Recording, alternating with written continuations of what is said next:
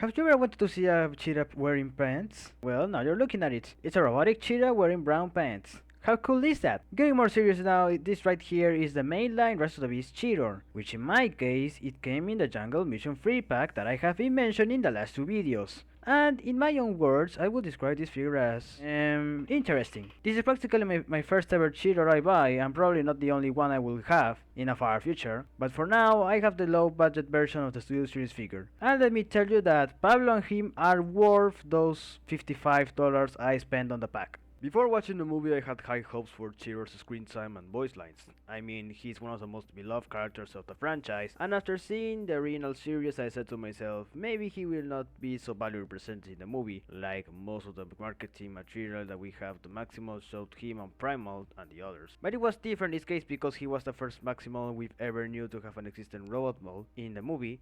Anyways, back to the point, I really wanted to see how his character developed and if he still had the same personality he once had in Beast Wars. Then June 7 came and yeah, it wasn't what I was expecting. He had so much potential to be an excellent character alongside Mirage in this movie. Why did they make the Kitty so forgettable in the movie? I know he had the same amount of screen time as Rhinox had, but at least Cheetor does say something. He felt more like a background character instead of one of the main ones. He was like Jolt, that only appeared like in 2 or 3 scenes and then he was gone. Well, Jolt did have some more participation in the Bayverse lore, but only the movie comics. Until the day I upload this video, there would have probably been comics telling the movie Maximal's extended story in the future, but until then, Cheetor and Rhinox will still live to the shadow of Eraser and Primal. Going back to the main topic of the video, this Cheetor right here is an interesting figure, mainly because of his legs that for some reason they are painted brown. I really don't know what the production team was thinking that this was a good idea, cause he looked like he pooped himself, but what I really like about this figure is the sculpting. The mechanical and organic details are always present on it. Mainly on the cheetah's head, the legs, and the tail, which is now an accessory alongside the gut gun that isn't totally a gut gun, but resembles a gut gun. The head sculpt may look like a mix between the Cyberverse Cheetor and the original Cheetor.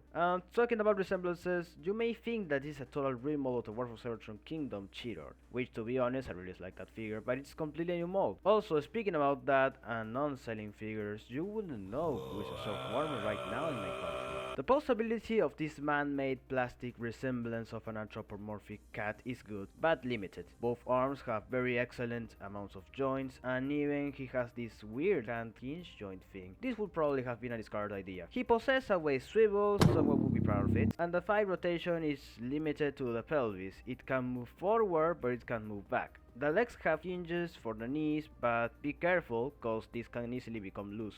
The feet have ankle pivots, and to summarize this, he has a good range of possibility in his head, arms and hands, but a very mediocre range on the lower body. The only problem I have between this version and the Studio Series Cheetor is the inconsistency of the accessories. The main line has the same ones as the War for Cybertron figure, being the gut gun and the axe, this time a sword, and for the movie accurate version they gave him a double-edged spear. I would really have liked to see them replicate that thing on the mainline figure, but I thinking about it, the sword was necessary for the Cheetor's tail, which to be honest is bigger than the screen accurate version. And speaking of which tail is bigger, let's see the size comparison, shall we? This time right here we have the other Jungle Mission companionships, Bumblebee Movie Ratchet and Brawn, Studio Series 100, and finally Optimus Primal, Rat Trap, Black Arachnia, Eraser, Inferno, Bossa, and Transmutate. If only I had bought that Rhinox I had seen on that Ross on Orlando, knowing very well that I was close to get the almost complete Maximal team, I wouldn't have bought Pipes in the first place. Alright,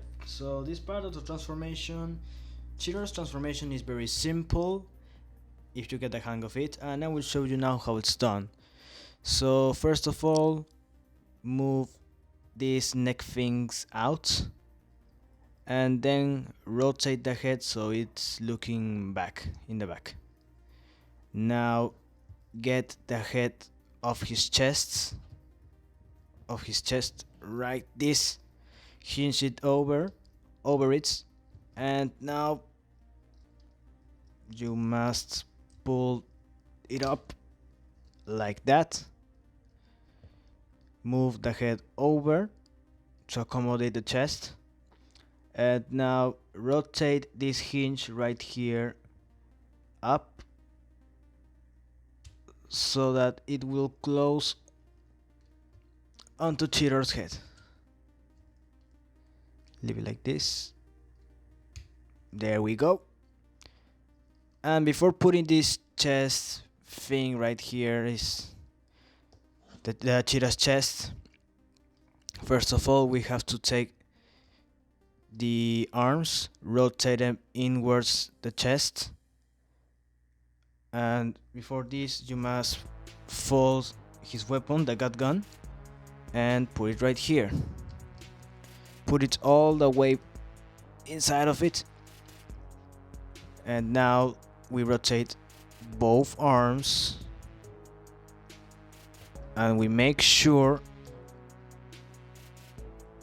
that these tabs right here under his arms go right into these two holes. The first one rolls right here, and the next one, move this, and it will go right over here, just like that. And now we can, sometimes they can get out, it's kind of tricky to get them right. And now we can close it in, and the next part is kind of fun. You want to move the legs down, the cheetah's legs, like this. And here comes the fun part.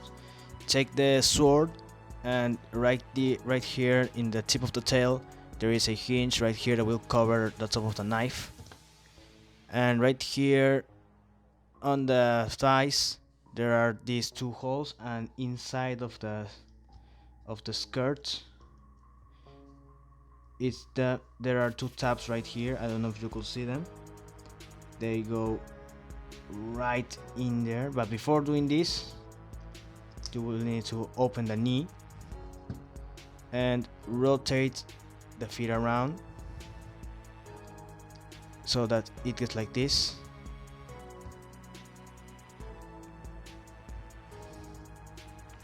Rotate it, rinse and repeat on the other side, like this. Rotate it again, rotation again. Move the thighs onto the tabs that are under the skirt, and for the last part use the tail and put it back here. Close it in, close the thighs in, accommodate the legs, and it is done. The Transformers Beast modes always leave me with a good impression of how good these type of figures are. Well, except for some cases, of course.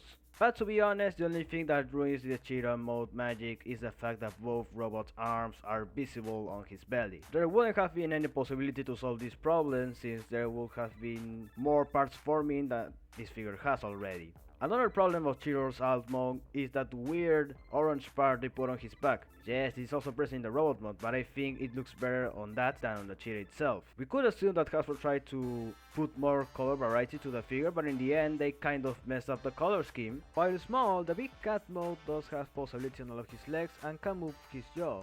The head and tail are static, and to be honest, those are the main problems with the cheetah's posability. I had tons of good ideas of making some very cool poses, but they require the head to move. Finally, again, for a size comparison, Cybertronian modes, Pablo with Nightbeard, and the other Beast modes.